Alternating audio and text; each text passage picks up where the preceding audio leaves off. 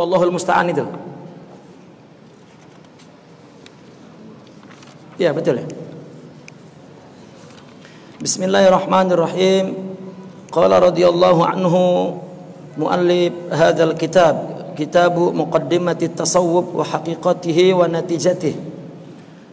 Lil Imam Abil Abbas Sidi Ahmad Zarruq al-Fasi radhiyallahu anhu wa nafa'na bihi wa bi ulumihi wa anwarihi wa nafahatihi wa madadihi dunya wa akhirah zahiran wa batinan amin ya rabbal alamin. Summa aqulu wallahi al-musta'anu wa alaihi at-tuklanu. I'lamu, ya betul itu, rahimakumullahu anna tasawwufa lahu muqaddimatun wa haqiqatun wa natijatun. Muqaddimatuhu khasyatullahi wa haqiqatuhu sidqut tawajjuhi wa natijatuhu al-fana'u billah.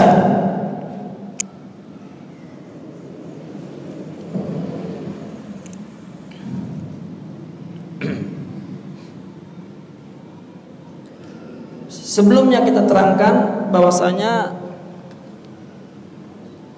ya, tasawuf itu sesuatu yang sangat halus ya, yang sulit dicapai oleh semua orang ya. Karena tasawuf itu adalah asrar. Asrar itu kita menyebutnya rahasia. Kenapa rahasia? Karena dia tumbuh di dalam ruh.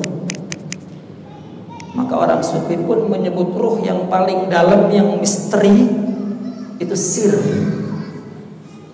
Sir sebetulnya bukan nama sebuah entiti tertentu, apakah itu ruh, tetapi lebih kepada dimensi sifat. Ya. Di dalam hadis dikatakan al-ikhlas sirrun min asrarillah. Ini sifat yang abstrak, tidak bisa dilihat, tidak ada indikasi zahirnya, maka disebut sir. Jadi orang apakah dia bertasawuf? Siapa yang tahu? Karena tasawuf itu, orang yang sufi itu lebih kepada sifat yang ada di dalam rohani, asrar. Jadi orang nggak bisa tahu kalau dia sufi, tidak bisa tahu. Ya. Wah kalau sufi sorbannya gede, belum tentu. Pengusir jin lebih gede sorbannya. Ya. Wah kalau orang sufi pakai jubah, dukun juga banyak yang pakai jubah. Nggak ada. Orang mau menunjukkan dirinya sufi apa? Ya paling diuji tauhidnya. Enggak, ini kita sosok indikasi, kita mau cari indikasi fisik ya, ciri fisik nggak ada.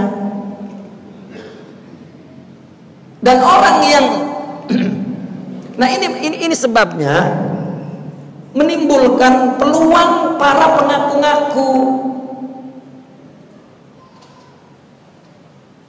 Kenapa? Ya orang kalau punya asrar, punya maqamat ruhiyah, mau beritahu orang, atau dia punya suhud, punya ma'rifah, punya wilayah, sifat kewalian, sama aja mus. Yang disebut punya suhud, punya ma'rifat, punya kewilayahan, itu perkara yang sama sebetulnya. Dia punya itu untuk ngasih tahu orang itu dalam bentuk action fisik, itu nggak ada.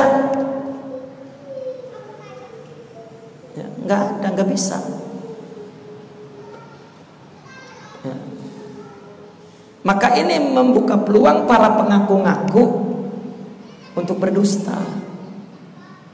Saya ketemu Syekh Abdul Qadir Al-Jilani di Bukit Cermek, lah kan bohong. Saya ketemu dengan Nabi Khidir tiap hari, pendusta Pak.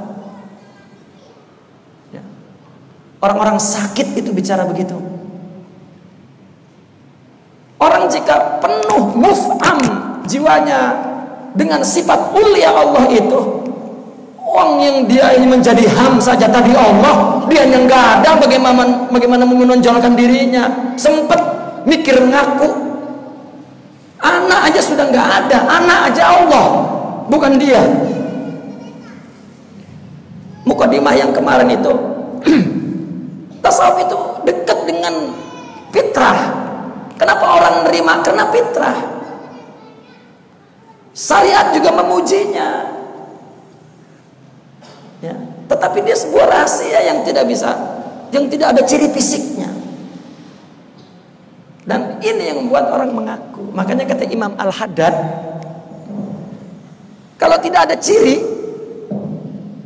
ya, maka tertipu oleh orang pengaku. Nah, ini ciri apa maksudnya menurut Imam Al-Haddad? Kecuali jika di dalam dirinya punya sifat asrar ulia itu, baru dia kenal dengan wali itu. Makanya dikatakan la ya'riful wali ilal wali. Yang tahu wali-wali nggak perlu ngomong, karena nggak ada ciri-cirinya. Kalau dia punya sifat itu, kenal. Ya, kenal.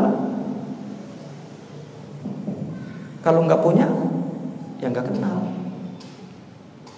Nah, maka orang yang sering menunjukkan fisik, ciri fisik, itu yang ngakuin, yang menerima, yang mengaku, ya, artinya yang percaya.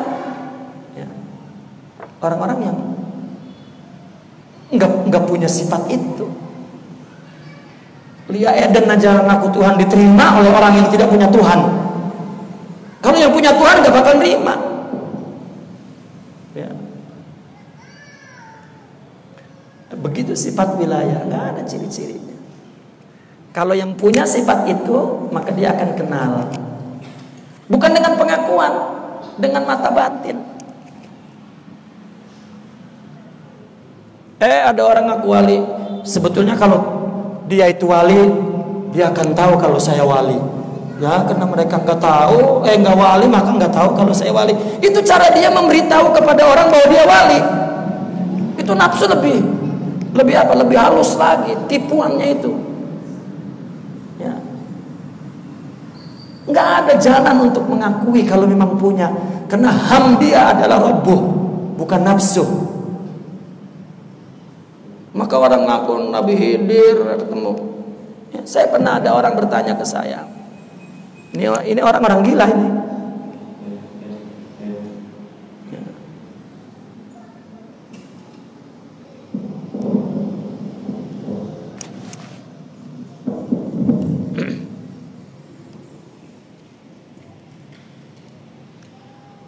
Ada orang bertanya kepada saya,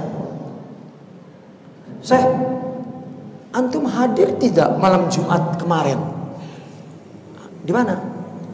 Itu di Malaysia saya mendapat pertanyaan itu. Di sana ada gunung namanya Gunung Hulu Langat. Itulah di atas bukit Hulu Langat. Kemarin itu ada penobatan kutub. Itu hadir semua, saya Abdul Qadir, Imam Sazili, saya Baudin Naqsabandi, saya Burhami, saya. Tadinya saya nggak ngelihat wajahnya begitu. Masya Allah. Ya. Saya hadirkan, saya adakan katanya. Enggak, saya lihat kok katanya. Ente hadir di situ? Ini saya hadir. Ya. Saya terus pergi aja. Yang begini nggak boleh lama-lama. Ya. Orang gila begini harus dijauhi, jangan. Nggak ada toleransi orang-orang begini, bahaya. Ya, Masya Allah, luar biasa gitu saya. Saya sambil ngomong, wah, saya mana ada di situ, saya bukan wali, saya iblis kok. Pergi terus saya. Masa wali hadir dengan wali? Saya masih iblis gitu saya. Ya Allah. Orang mau ngaku tapi ya nggak bisa orang. Yahudi datang ke Nabi, ana nahnu nuhibbukum wa lan natabi'ukum, kan dusta itu. Ya Allah yang buka sendiri perkataan, perbuatan seseorang pengaku sebetulnya yang dia jelaskan adalah kedustaannya. Dia buka sendiri dengan pengakuannya. Cuman karena orang tidak tahu, tidak punya, ketipu. Ya. Ini bukan sulap, ini bukannya ilmu hitam, bukannya ilmu, ini ilmu putih dari Allah. Dia menyalahin api. Panas ciptaan Allah, api ciptaan Allah. Kata Allah tidak panas, maka meskipun kita pegang api tidak panas. Semua Allah, bukan saya, semua Allah. Wali nggak pernah nyibukin otak orang dengan takhayulat ini, nggak pernah. Haram. Seorang sufi hanya menyibukkan orang dengan Allah saja sudah. Surga aja nggak boleh ibadah karena surga, harus karena Allah. Apalagi gitu-gituan. Nah ini setan pengaku-ngaku. Inilah rusaknya, kotornya tarekat tasawuf oleh para pengaku. Ini abad berapa ini? Sudah resah ulama sufi untuk menghindari. Sampai mula-mula buku ini apa? Setiap suku ada Bani apa tuh? Bani Su'ad ya apa? Bani Sa'id. Artinya setiap asli ada palsunya begitu. Orang baru ngeluarin produk aja hati-hati. Ya. Palsu kan gitu. Itu sudah apa namanya? Tabiat, sudah konsekuensi. Setiap ada yang asli ada palsunya. Sebetulnya palsu itulah yang melindungi yang asli, agar orang yang datang adalah betul-betul ya, orang yang asli juga ingin Allah. Ya, karena orang yang palsu-palsu itu ya ketemu dengan para pemalsunya, sudah seragam, ya, warnanya merah udah sama-sama. Baik. Nah sekarang kita berbicara tentang, beliau mengatakan tasawuf itu ada muqaddimahnya, ada hakikatnya, ada natijahnya. Beliau mengatakan, ketahuilah bahwa tasawuf itu memiliki muqaddimah, memiliki hakikat, memiliki natijah. Apa muqaddimahnya? Khasyatullahi. Apa hakikatnya? Sidqut tawajjuhi ilallah. Apa natijahnya? Al-fana'u fillah. Meskipun ada keterangannya, saya ingin menambah keterangan yang tidak tertulis di sini karena ini ringkas sangat. Ya.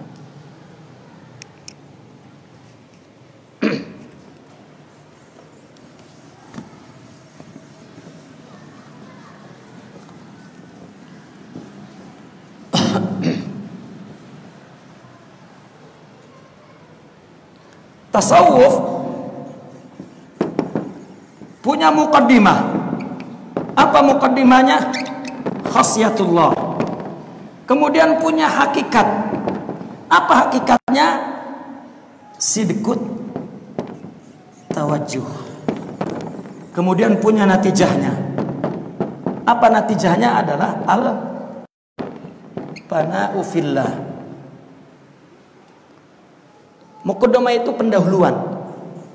Orang yang akan masuk kepada tasawuf ada pendahuluan di dalam dirinya. Pendahuluan inilah yang menjadi stimulasi, pendorong untuk mencari jiwa, kalbu yang punya asrar tadi yang kita ceritakan. Ya, punya asrar. Apa permulaannya yang timbul di hatinya? Khasyah, takut kepada Allah. Mulai ada timbul rasa takut. Ya. Orang takut kepada Allah itu bukan lari, tetapi berlindung. Itu sebab doa Nabi, a'udzu bimu'afatik min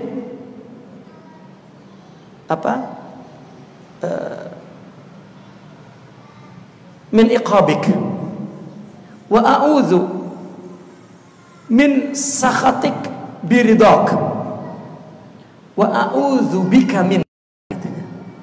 Aku berlindung dari pemaafanmu. Ya. Aku berlindung dengan atau dari pemaafanmu dengan dari siksamu dengan pemaafanmu. Allah punya sifat pemaaf. Kita berlindung dengan sifat itu. Dari apa? Dari siksanya. Yang nyiksa Allah, yang memaafkan Allah. Allah punya sifat pemaaf dan penyiksa. Kita berlindung dari sifat penyiksa Allah kepada sifat pemaaf Allah. Aku berlindung dari murka Allah dengan ridhonya, berlindung dengan ridho. Dan akhirnya Nabi mengatakan, aku berlindung darimu denganmu. Seperti anak kecil kan, kalau ibunya ngangkat kayu, bukan lari kan, malah dia berlindung kepada ibunya dari ibunya. Karena ibunya satu. Kalau suami ibunya bisa dua. Ya. Belah sana mukul, dia lari ke sini. Kalau anak ibunya cuma satu, dia lari ke ibu. Nah, orang yang lari ke Allah adalah orang yang khasyah, takut kepada Allah. Sayyidina Abu Bakar pernah bercerita, apa yang kau rasakan ketika engkau masuk agama ini? Takut ya, kepada Allah. Takut itulah nanti yang mendorong dia untuk melakukan mujahadah. Karena takut. Ya. Nah, itu sebab orang masuk tarekat itu kalau mula-mulanya keseronokan, kesukaan, wah enak banget nih tasawuf kayaknya, stop dulu, pelajari dulu sampai tumbuh rasa khasyah kepada Allah. Ya. Ini enggak, wah kayaknya orang tasawuf enggak usaha juga enak, zikir aja. Ya, habis zikir makan bekakak. Ya. Ya ada orang ngomongnya begitu. Ya, kamu ini di sawah capek-capek kerja, coba kamu jadi saya zikir terus. Bekakak itu mah ustadz yang sering selamatan melulu. Udah coba itu. Ya, saya heran masih aja ada itu orang ngomong begitu tuh. Hidup ini ya hidup, mau sebagai apa, di mana, yang penting ya hatinya ada akhlak wali sudah, nggak kudu jadi ustadz dan mendapat berkat melulu, nggak kudu. Ya. Nah ini namanya khasyah. Ini akan yang menimbulkan kesungguhan ingin mencari Allah. Maka itu sebab para penuntut ini disebutnya murid. Itu juga istilah murid itu lahir belakangan, abad pertama, kedua, ketiga, keempat itu nggak ada murid. Ya, baru timbul. Karena murid adalah ingin Allah, muridullah. Mula-mulanya khasyah, takut. Ya. Maka di situ dijelaskan bagaimana untuk menimbulkan rasa takut. Seringlah hadir di majelis hukama, di majelis mereka orang-orang sufi. Tapi sayangnya orang sufi ngomongnya jual obat melulu. Jual doa, doain untuk ini, doain untuk ini, doain ini. Itu sufi tukang obat, bukan sufi yang membawa ke Allah. Enggak ada ciri orang murabi tidak pernah menyibukkan akal manusia kecuali Allah saja. Pahala juga nggak disebut-sebut oleh dia. Pahala urusan Allah, mau ngasih mau kagak bodo amat. Yang penting kita mendapatkan ridho Allah atau tidak, membangun jiwa kita atau tidak. Karena agama ini untuk binaul insan, bukan untuk pesta pora dengan pahala di surga dengan 700 bidadari di dalam ini nafsu. Ya, tapi itulah Allah mengiming-iming imbalan fisik, karena kita di surga juga masih fisik ini. Kata Allah, kalau kamu memikul agama, agama kan ruh, fisik kamu tetap enak. Di dunia bininya satu, di surga 700 pak. Satu galak lagi, di sana mah 700 baik semua. Lah iya, nggak pernah dimarahin. Kita udah atuh dimarahin mulu. Takut aja suami itu pulang ke rumah. 700 itu, ya Allah. Ya. Nah iya, bini kita baru nanti kalau masuk surga barang kita baru sayang banget sama kita. cemburu terus itu sama bidadari. Ya, dan istri kita bidadari yang terbaik. Kata suami, udah di dunia katanya, ya gua takut, mak di akhirat bareng juga. Aduh, lain tahu udah di surga, bini lain, nggak takut kita, udah jadi bidadari. Itu sama ustadz yang lucu itu, ya. Ada katanya ustadz yang di YouTube itu ada, saya pernah. Jadi ada ibu-ibu nanya, Ustadz, saya kepengen masuk surga dengan suami nanti bareng-bareng. Ibu, sudahlah. Sudah di dunia katanya suamimu takut dengan kamu, di surga pula katanya. Ya, tidak begitu ya, itu Ustadz juga humor itu.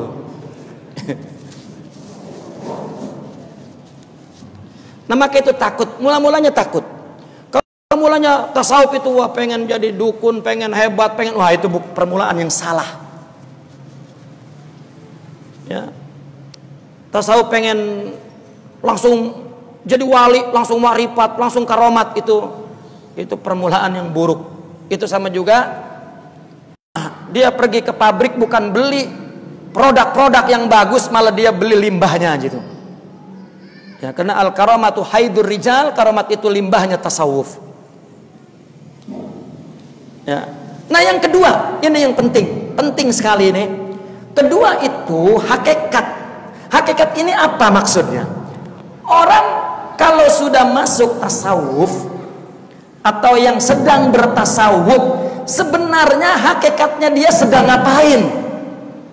Ini yang perlu orang sufi itu yang masuk tarekat perlu mengerti. Ketika dia masuk, dia sedang ngapain itu? Sedang sidqut tawajuh. Apa sedang sidqut tawajuh? Sedang mensidikkan, membetulkan at-tawajuh, tujuan, orientasi hanya Allah saja. Enggak surga, enggak neraka, enggak dunia, enggak. Maka permulaan nasihat para murabbi, jangan kena surga dan neraka, karena Allah. Ibadah karena Allah, perbuatan baik di dunia karena Allah. Itu anjuran orang sufi karena untuk membetulkan tawajjuhul qalbi, inni wajjahtu wajhiya lilladzi fatara samawati wal ard. Aqim wajhaka lillah ibtigha'an liwajhillah. Itu permulaannya.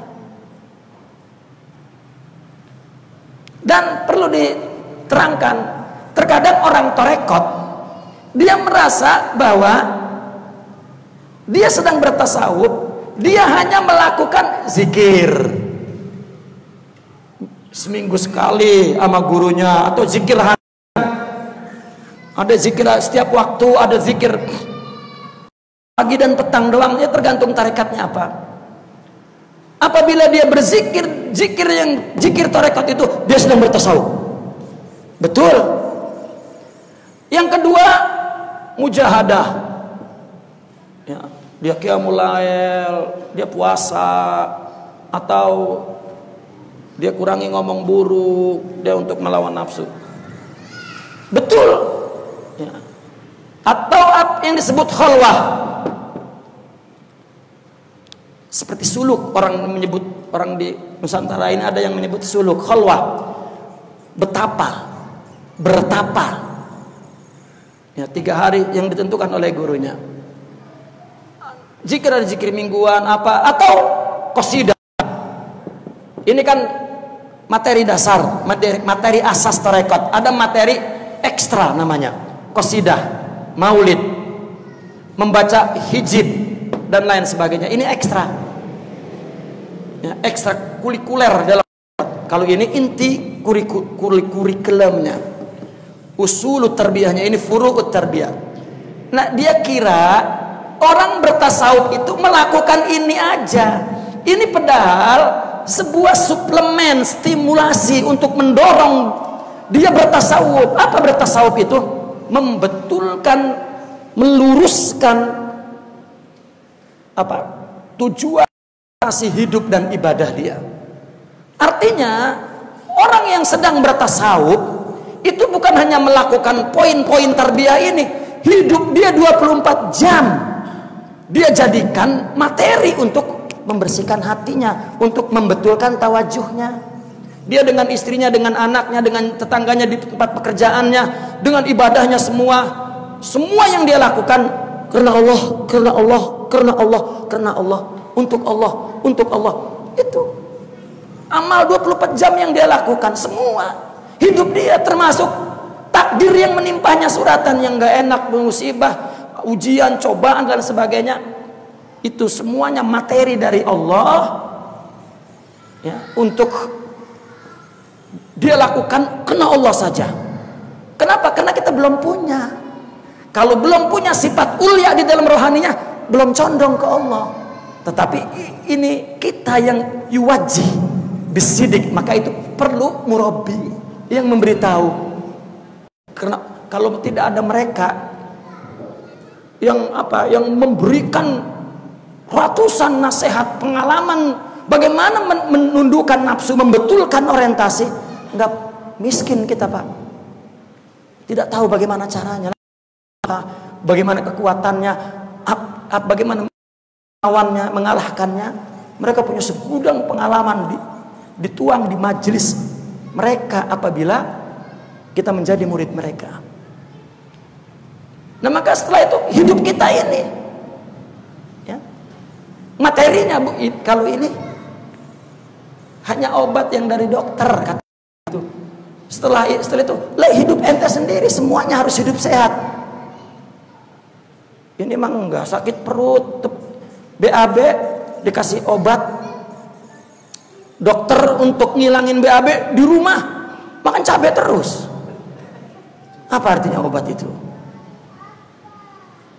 Ya, minum obat aja tapi ngerokok jalan terus. Ini kalau yang penyakit TBC, kalau yang belum rokok terus nggak apa-apa. Ya,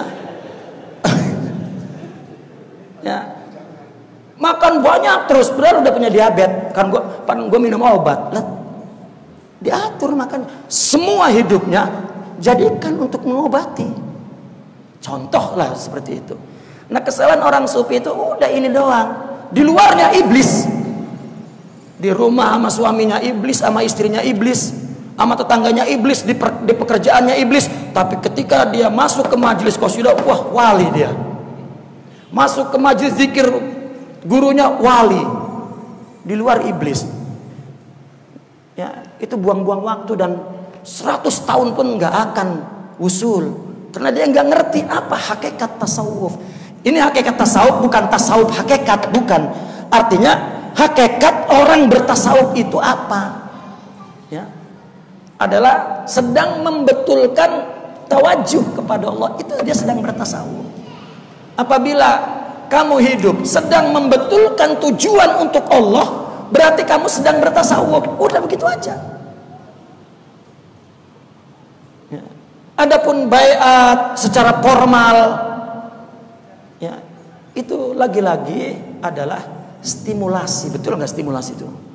Pendorong aja. Ya, membuat sugesti-sugesti. Ya, ini enggak baiat kayaknya inti tasawuf, bukan. Inti tasawuf itu adalah mahabbah, qudwah. Sudah.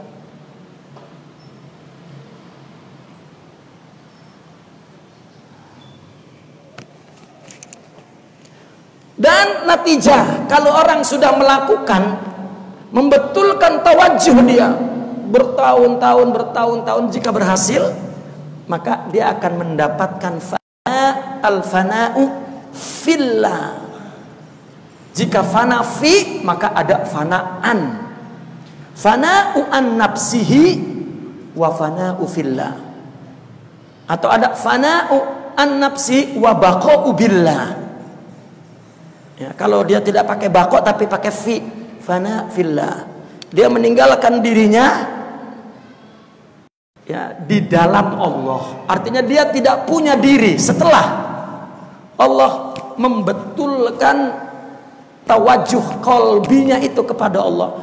Bagaimana jiwa yang selalu menghadap ke Allah, ruh yang telah diberikan oleh Allah, ini ruh yang telah diberikan oleh Allah sifat-sifat ilahiyah itu yang disebut sifat ulia atau yang disebut maqamat ruhiyah, atau kalau sudah ada action fisiknya disebut al-akhlakul karimah. Kalau sudah punya ini sifat itu kan sifat Allah, mesti dia raji'ah ilallah. Ya ayuhan nafs mutmain, ya ayuhan nafsul mutmainnah irji'i ila rabbiki radiyatan mardiyah fadkhuli fi ibadi. Itu cita-citanya ingin menjadi hamba. Wadkhuli jannatil ma'arif, mengenal aku.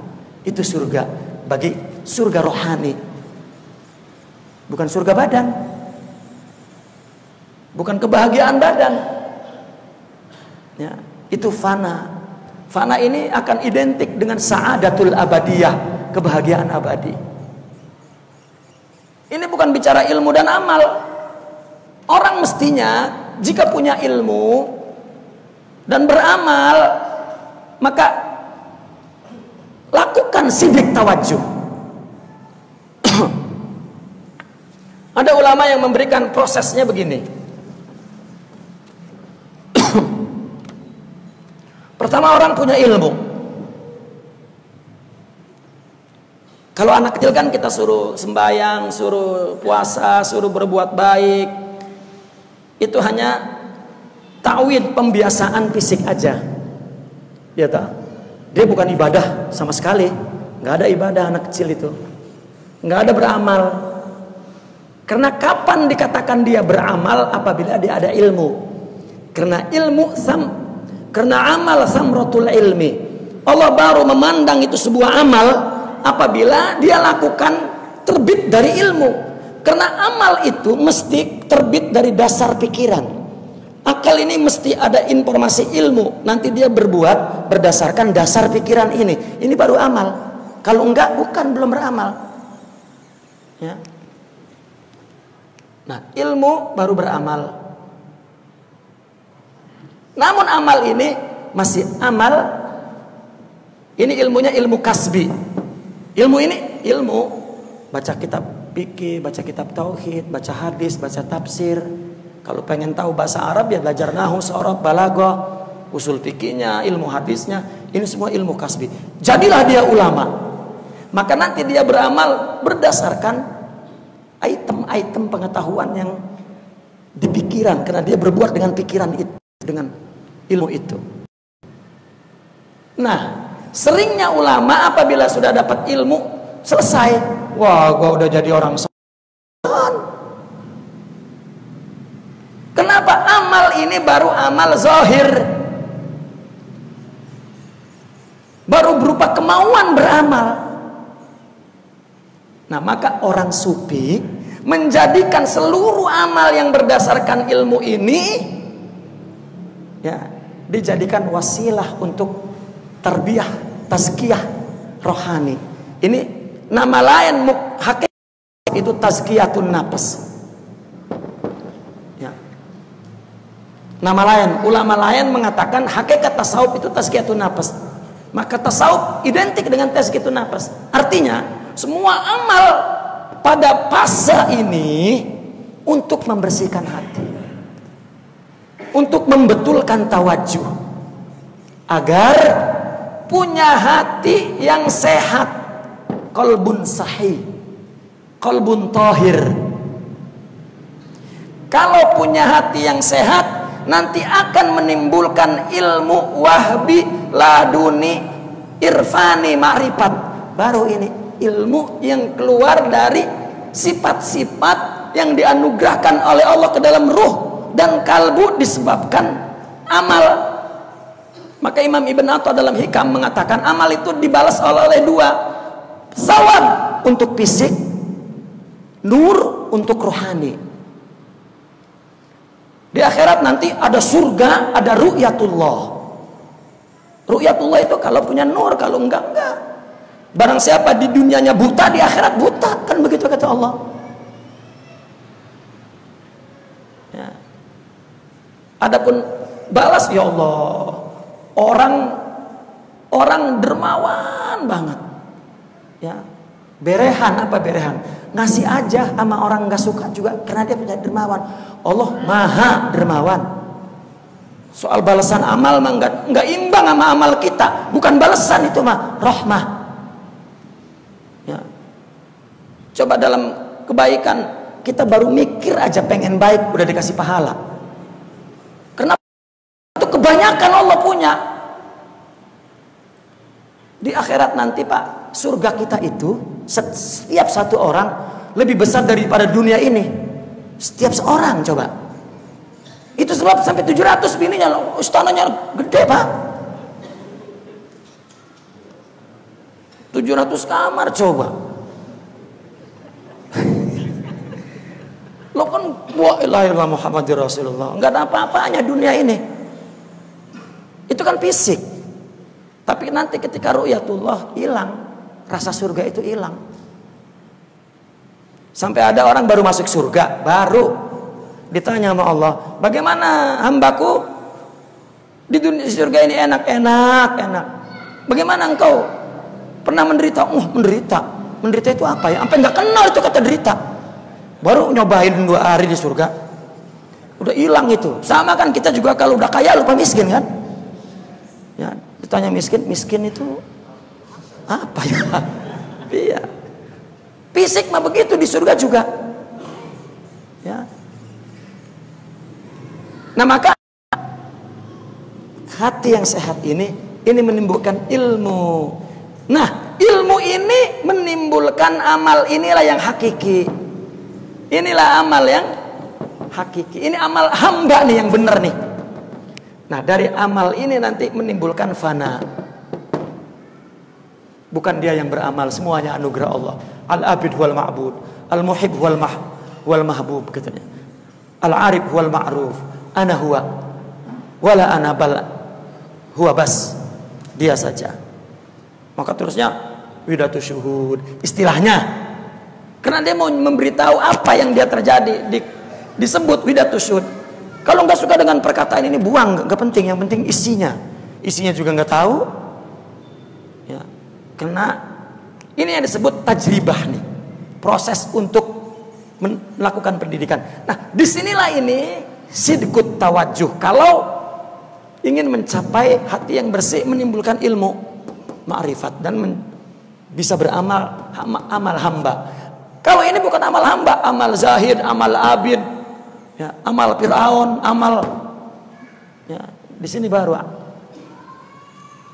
amalnya amal Allah. Ya. Nah ini fana. Lo tasawuf belum apa-apa udah kepengen punya keramat. Aduh. Ya. Rusak. Saya Al-Fakir ingin menghapus warisan yang buruk itu ya, dari tradisi tasawuf, tradisi bukan tasawuf ya, agar tidak sampai ke generasi yang berikutnya ya. Apa ya dengan cara apalah ya.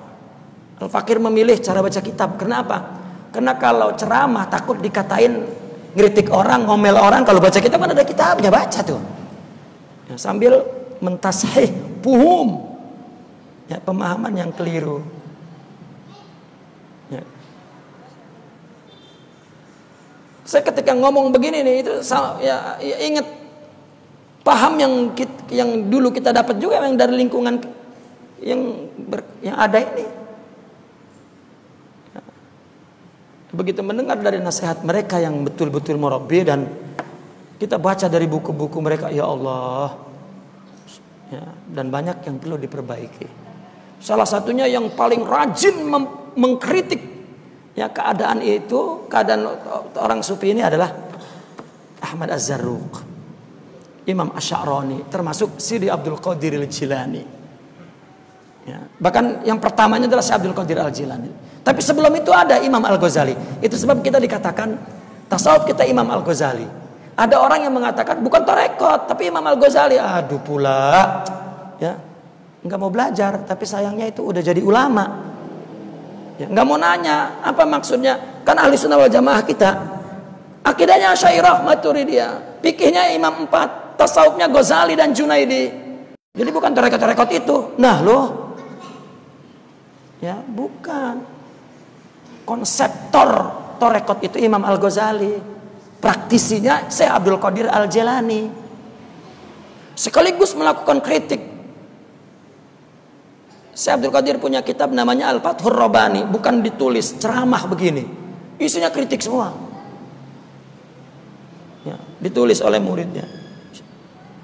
Berapa pertemuan, berapa majlis, ya, Al-Majlisul Awal, Majlisus Tsani, Majlisus Tsalits, sampai sekian ratus majlis. Isinya banyak pengulangan karena bukan membahas tema per tema, dia kritik aja. Dan di setiap tulisan kitab dia pasti di akhir ada bab khusus untuk mengkritik orang sufi. Kan kita pernah dengar Imam Abdul Qadir mentaubatkan 40 wali katanya ya. Maksudnya 40 pimpinan tarekat yang diluruskan dan ditobatkan oleh Syekh Abdul Qadir Al-Jilani. Ada dalam kitab Sirul Asrar di bab terakhir, dia kata itu, dia kasih nama orang yang pimpinan tarekat yang sesat ini dengan nama kesesatannya. Oh itu tarekat anu dengan nama kesesatannya. Ada yang beliau sebut tarekotul batniyah, tarekat perut. Ya, karena sufinya nyari duit mulu dari muridnya. Itu tarekat perut. Ya, itu Syekh Abdul Qadir Al-Jilani yang dibantah habis-habisan. Dan yang paling pedas dan ilmiah Al-Imam Sya'rani dengan beliau ini, Sidi Ahmad Zarruq. Dan banyak lagi yang kecil-kecil tapi memang yang membuat buku khusus ya, untuk memperbaiki puhum. Nah, saya melihat hampir 1 abad ini tidur orang tarekat, tidak ada yang mengkritik, asik dengan tradisi yang salah dan keliru. Dan terulang. Ya, maka kita terpanggil untuk menjelaskan kembali dan meluruskan yang memperbaikinya.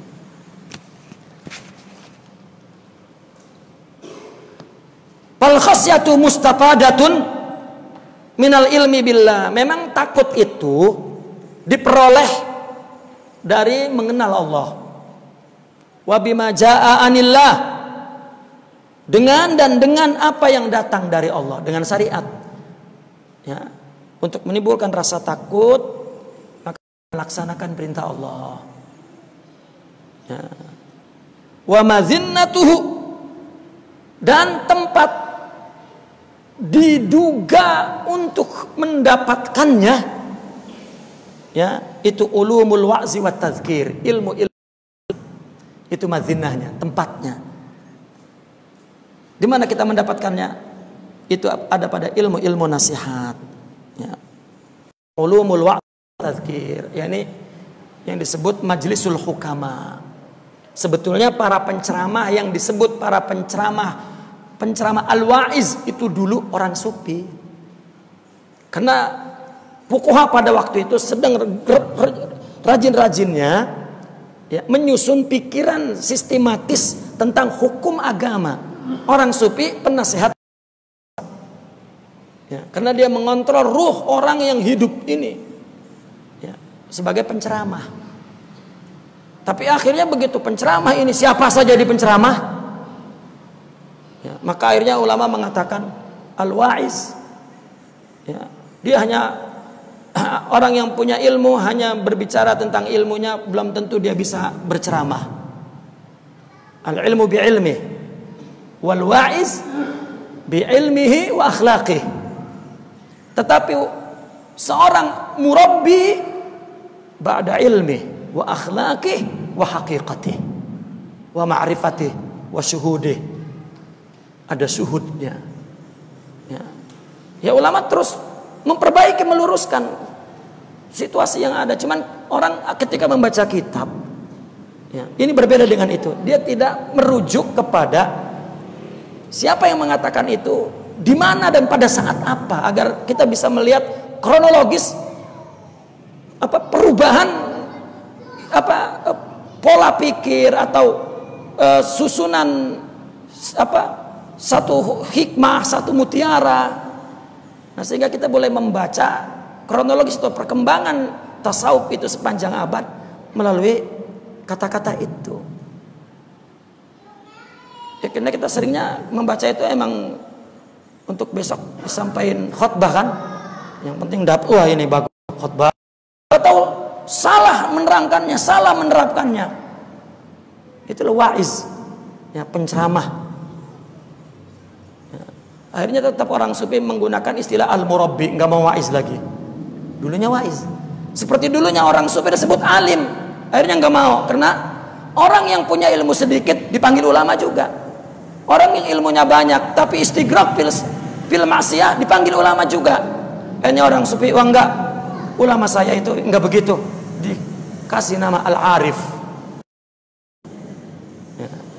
Nah, jika kita tahu kronologis itu, maka ya, kita tidak salah ya, menerangkannya, menerima pikiran itu dan mengikutinya.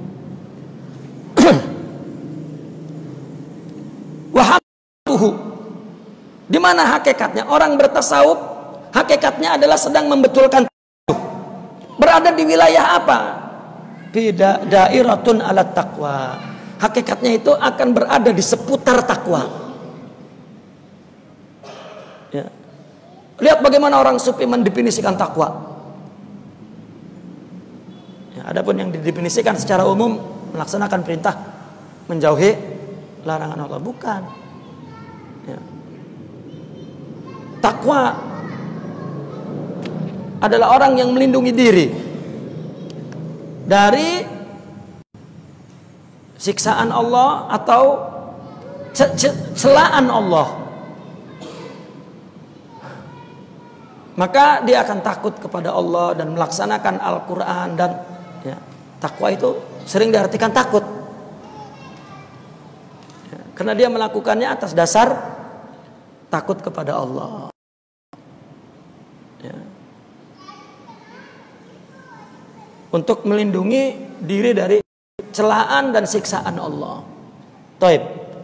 Dan selain takwa, istiqomah. Jadi at-taqwa dan istiqomah ini menjadi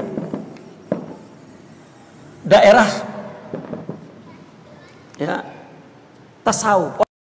Ingin mencapai istiqomah agar bertakwa ya. Maka untuk istiqomah dia lakukan pembetulan orientasi tujuan hidup ini untuk Allah saja.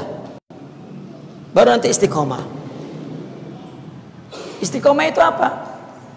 Istiqomah artinya sama dengan sidik tawajuh. Istiqomah adalah membetulkan tauhid, pandangan hanya kepada Allah yang Maha Tunggal dan Esa, itu istiqomah. Ya, Imam Ibnu Arabi pernah berkata, az-zatul ahadiyatu hiya qa'imatun amma sifatu wal asma'u ma'ilatun, katanya. Ini pun ya, perkataan qa'imatun ma'ilatun itu adalah istilahiyah, terminologi dalam tasawuf. Zat itu tegak lurus tunggal. Kalau asma dan sifat miring, ma'il artinya sifat Allah memberi kita yang enak dan memberi kita yang tidak enak. Dua, enak tidak enak. Tetapi ya dikatakan oleh itu akim wajhak, ikomahkan, kembalikan ke tunggal, yaitu zat ahad Allah, bahwa enak gak enak dari Allah. Itu tawajuhnya, orientasinya, pandangannya, iktimadnya, iktiqadnya dikembalikan ke Allah. Itu istiqamah. Istiqamah adalah berusaha untuk mengembalikan semua hidup ini berasal dari ketunggalan Allah. Jadi dia melakukan apapun bersama Allah saja, tidak bersama kemaslahatan yang lain. Ini untuk istiqomah ini berat. Kalau takwa mah nggak usah ngomong-ngomong, udah selesai apabila istiqomah takwa. Ya, kalau orang udah takwa mah nggak perlu guru. Tapi kalau belum, berarti perlu istiqomah, dan disitulah perlu guru. Karena istiqomah adalah bagaimana membetulkan ya, hidup ini agar dari Allah, dengan Allah, untuk Allah. Itu sebab ihdinas siratal mustaqim, jalan yang istiqomah. Jalan siapa? Allazina an'amta alaihim, yang telah Engkau anugerahkan, minan nabiyina wasiddiqina wasyuhada wassalihin. Itu semua udah nggak ada. Wa hasuna ulaika rafiqa, ada teman yang baik, itu murabbi.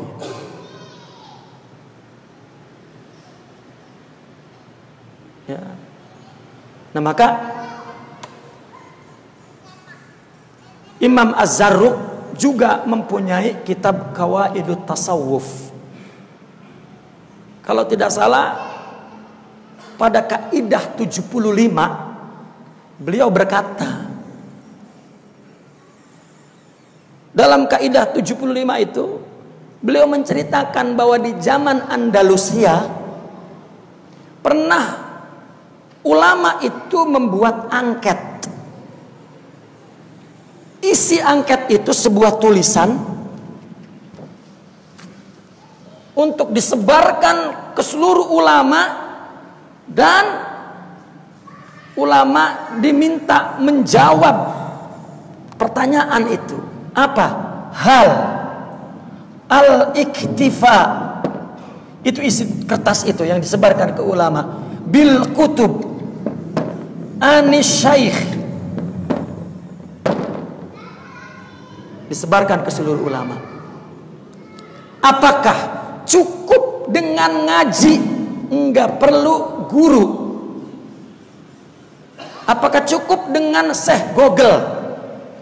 Ya, enggak perlu guru ngaji, datang ke masjid. Disebar ke seluruh ulama. Diambil hasilnya, diperiksa. Ya. Lalu diklasifikasikan jawabannya menjadi 3 jawaban. Jawabannya macam-macam, tapi coba dari jawaban yang banyak itu, ya, karena jawabannya macam-macam maka diklasifikasikan menjadi klasifikasi. Pertama, dilihat dari si muridnya, tolibnya. Kedua, dari segi ijtihadnya, juhudnya. Keempat, maaf, salah. Yang pertama dari syekh. Kedua dari talib, ketiga dari ijtihadnya, usahanya. Jawaban semua ulama itu ketika berbicara tentang apakah cukup buku, kitab, ngaji tanpa syekh, tanpa ada guru pembimbing, maka syekh ini ada 2, ada 3, maaf, syekh ini ada 3. 1, syekhut ta'lim. Kedua, syekhut tarbiyah. Ketiga, syekhut tarqiyah. Kalau orang perlu ilmu, dia perlu guru. Ada nggak orang nggak perlu guru? Nggak ada. Bikin tempe aja nyari gurunya. Bisa bikin tempe nggak bang? Wah, emang saya tukang tempe, ajarin saya bang. Lah kan nyari guru. Nah, tempe aja masalah tempe, nyari guru. Ya, bagaimana cara memelihara jangkrik? Nyari guru juga itu. Bagaimana caranya menternak jangkrik? Ini namanya syekhut ta'lim. Ya, karena ilmu kan urutannya ada ilmu keterampilan, itu ilmu yang paling rendah, karena itu ilmu paling dekat dengan kotoran, itu perut. Dia dapat ilmu itu terus kerja, terus perut. Ya. Yang kedua ilmu alam, hasil pikiran manusia dari alam semesta ini, ilmu sosial, ilmu alam, ilmu sejarah, ilmu politik, ilmu. Nah, di atas ilmu itu ilmu filsafat, karena itu hasil renungan mendalam. Tapi ini semua ilmu bumi. Tetapi orang memandang tinggi ilmu filsafat, ilmu alam di bawahnya.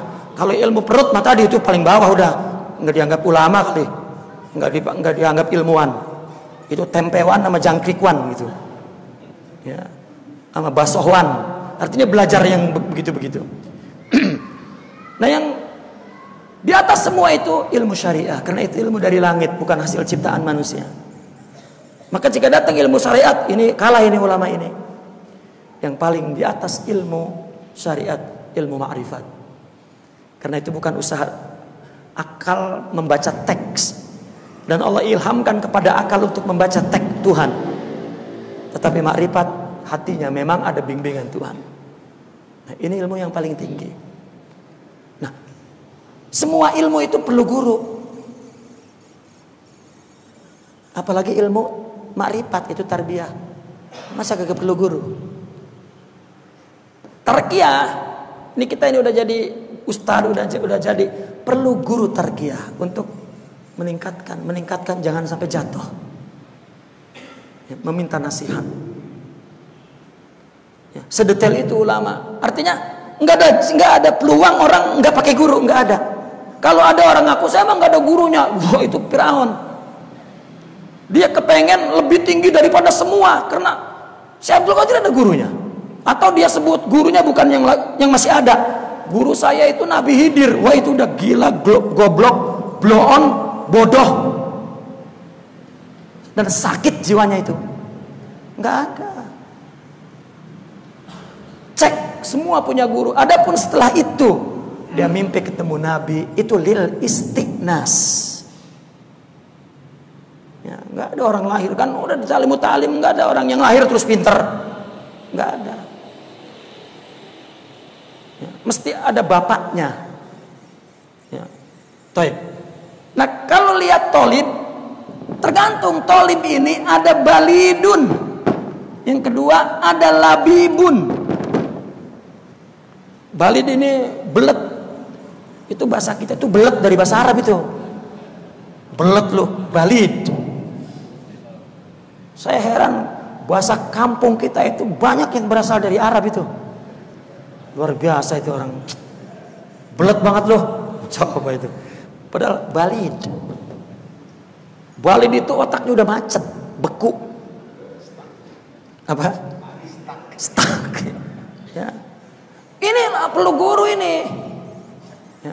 Bahkan kata ulama, yang labib pun yang encer itu perlu guru. Bagaimana kalau balid? Dan dia bahas ada balid atau labib bil ilmi wa tarbiyah wa tarqiyah. Ketika bicara soal tarbiyah, apa ukurannya orang labib? Jika dengan ilmu yang dia miliki, dengan keadaan jiwanya yang memang mungkin dipilih oleh Allah, dia orang yang tidak maksiat. Ya, coba cek dalam sholat, kata Imam Zarruq. Jika dia mencapai kekhusyuan, berapa persentasinya pun, ya, maka dia labib, katanya, rohaninya labib. Kalau dia dapat, kalau enggak ya sama sekali. Ya. Sehingga dikatakan orang yang telah mencapai ilmu dan amal tinggi pun masih tidak terhindar dengan ru'unatin nafs, katanya. Dan itu perlu guru agar istiqomah. Adapun ijtihad, ada yang ingin istiqomah, ada yang sudah ingin takwa. Kalau takwa, la yahtaz semua itu. Tapi kalau belum takwa berarti masih perlu istiqomah. Sepakat ulama, jika ingin hati memandang Allah saja dengan apapun, dua pasang hidup ini yang menjadi romantik atau dinamika hidup, jika ingin memandang, punya pandangan dengan Allah, dari Allah, maka dia perlu guru. Kesimpulannya, semua perlu guru. La yaktafi bil kutub anil masyayikh, bal yahtaj ilal masyayikh. Ya. Beliau sehingga menulis kawaid. Dia mempunyai satu kaidah kuliah seperti fikih, hukum-hukum fikih. Orang sufi pun punya kaidah kuliah tentang tajribah ruhiyah tasawuf, yang menjadi panduan akal untuk memahami, ya, dasar-dasar ilmu tasawuf. Nah maka hakikatnya itu adalah ini takwa dan istiqomah sebagaimana yang Allah perintahkan. Tuh. Apa istiqomah itu? Ifradul qalbi wal qalib lillah, menunggalkan Allah di hati dan di jasad, di jiwa dan raga. Itu istiqomah. Nah, untuk itu yahtaj ila syaikh.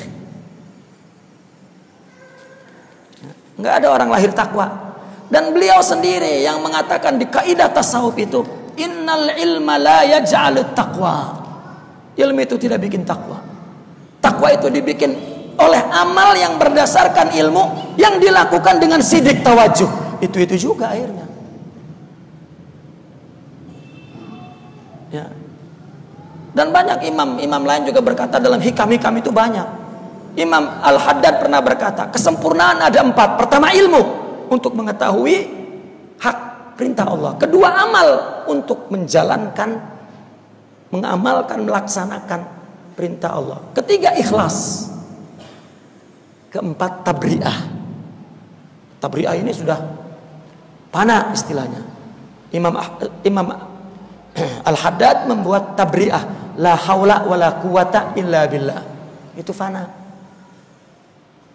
Ya.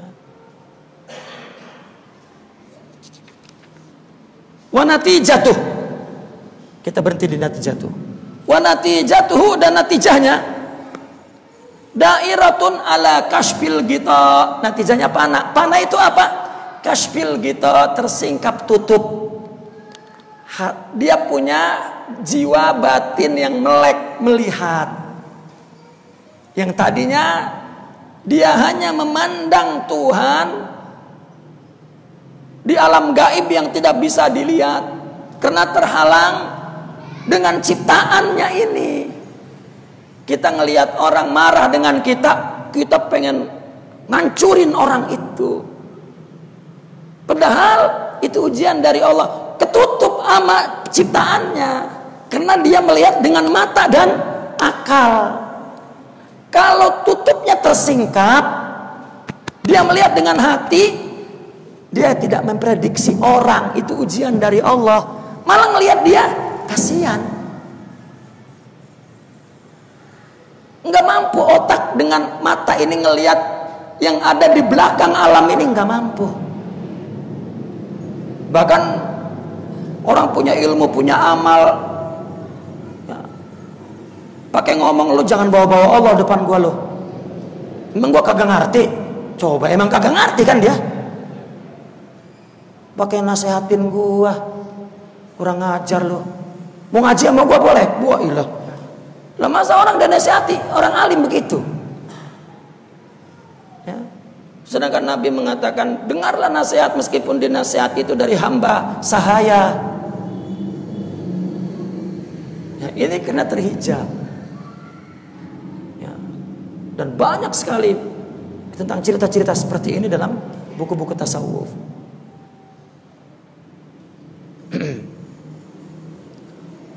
Wa tahaqqukil imdadi wal ata. Apa tahakkuk? Dia telah mendapatkan hakikat madad dan anugerah Allah. Apa madad? Madad rohani, anugerah sifat mulia, makom ruhiyah. Itu yang sering kita ulang-ulang. Itu madad. Apabila kita ibadah, kita orientasikan untuk Allah, Allah yang muddu, Allah akan mengulurkan, itu namanya madad. Ya, sebagai benang pertolongan, yaitu akhlak. Orang apabila diulur benang pertolongan, maka benang pertolongan itu adalah akhlak. Maka dia tidak jatuh dalam kekecewaan, penderitaan, kehancuran, karena dia menyabarinya, meridoinya, menerimanya, dan itu telah melihat hikmah dari semua musibah ini. Memang kalau kita musibah, kita minta kepada Allah, ya Allah, tolonglah aku. Datang terus cahaya langsung ngebom yang ngejahatin kita. Itulah doa saya. Loh, itu masih pikiran akal, bukan berinteraksi dengan Allah. Itu masih dengan nafsu, ingin menghancurkan orang yang berbuat. Tidak. Allahumma ighfir lahum fa innahum la ya'lamun. Ya. Itu dakwah, itu agama. Ini cuman urusan 01, 02. 02 berdoa, Allahumma syatid samlahum wa parik jamahum. Ya Allah. Ya. 01 juga istighosah terus langsung hancurkan mereka. Ya. 01 apa 02?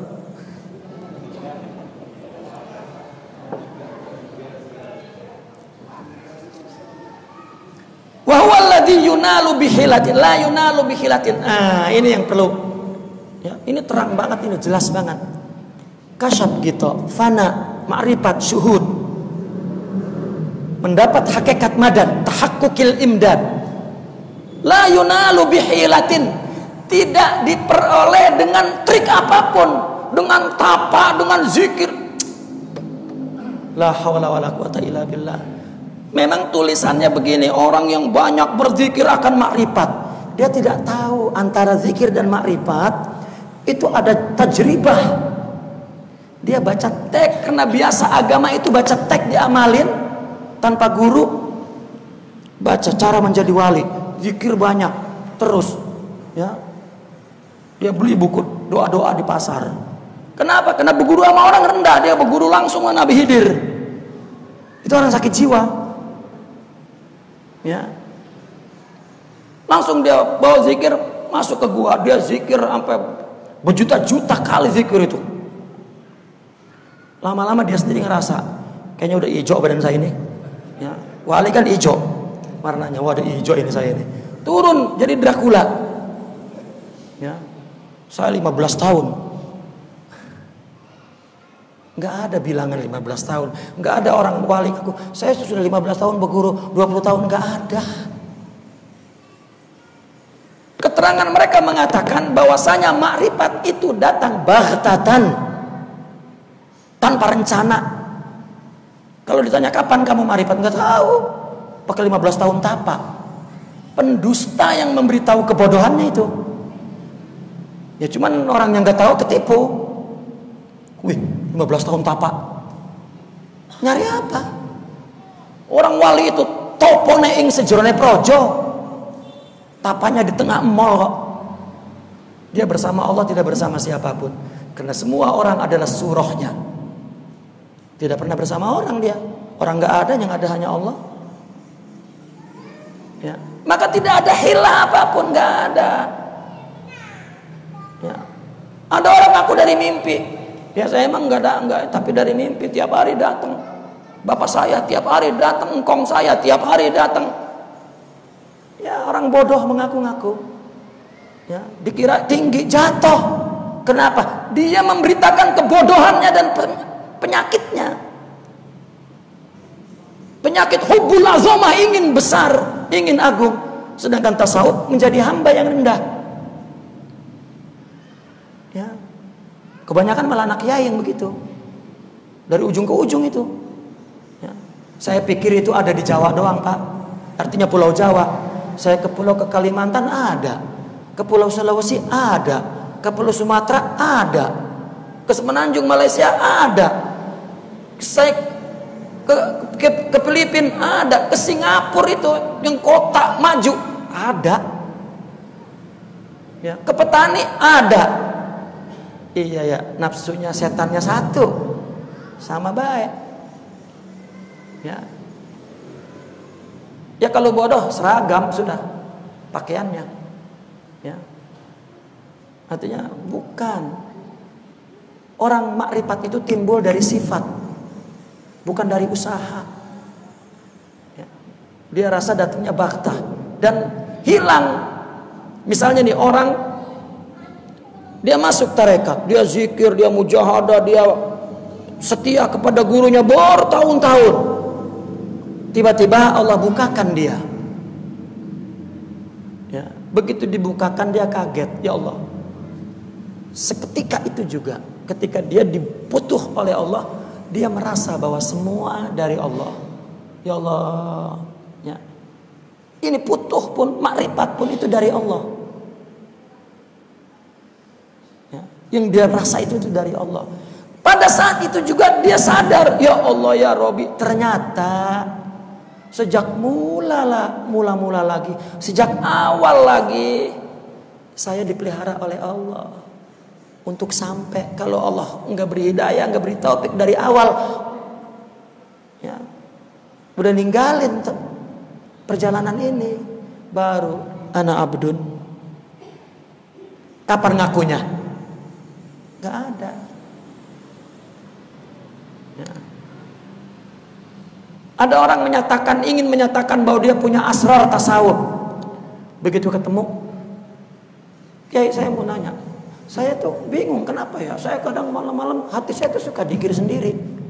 Itu saya sering pertanyaan itu langsung, ya saya tinggalin aja.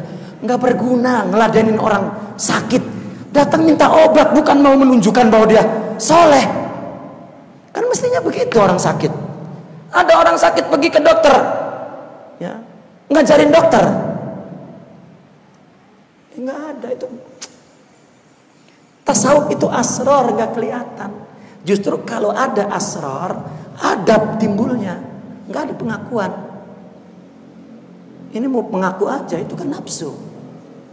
Ya, supaya orang tahu dia tasawuf, kan salah. Tasawuf itu sudah asrar. Ada orang tanya lagi, Syekh, pandang saya katanya. Wah, ada tuh orang nanya begitu. Ya, terus kira-kira torekot apa yang cocok untuk saya menurut mata batin Anda? Kata. Allahu Akbar, itu otak udah. Ya. Kelihatannya dia udah merasa bahwa dia banyak zikir, kayaknya udah tinggi lah. Karena kalau misalnya kita bilang rendah, wah ini enggak wali dia. Orang saya tinggi kok. Coba itu. Ya. Dan itu kita temui di sepanjang perjalanan di Asia Tenggara ini. Wala yutlabu bisababin tuh. Tidak bisa didapetin, dicari dengan melakukan sebab, bukan. Arabtu rabbi bi rabbi. Di hikam itu semua dijelaskan, cukup. Makanya sampai kata Imam Ibnu Hajar, kalau Quran hilang, cukup dah hikam Imam Ibn Atha jadi pedoman. Dikritik, kurang ajar, hikam disamai dengan Quran. Alamak, ya. Bukan begitu. Karena di situ tajribah, ya. Ar-risalah wa tauhid itu ada dalam hikam Imam Ibn Athaillah Sakandari. Cuman orang membaca hikam dengan arti lafzi dan akli, bukan atas tajribah ruhiyah yang hakiki yang dilakukan oleh orang sufi. Tidak ada dicari dengan sebab siwa tarku kulli khair. Cara menuntutnya meninggalkan selain Allah, mulai dari sidqut tawajuh, bukan untuk apa-apa. Nanti juga apabila dia sudah dapat, tidak mengaku bahwa itu adalah usahanya. Kullu minallahi wa billahi wa ilallahi. Semua dari Allah, maka dengan Allah, untuk Allah. La ilaha illallah. Karena yang ada hanya Allah. Ya. Wa adamil iltifat li'athimin wala libir. Enggak menoleh tentang taat dan dosa, enggak. Dia hanya menoleh ke Allah saja. Naqifuna walhamdulillah. Al-Fatihah.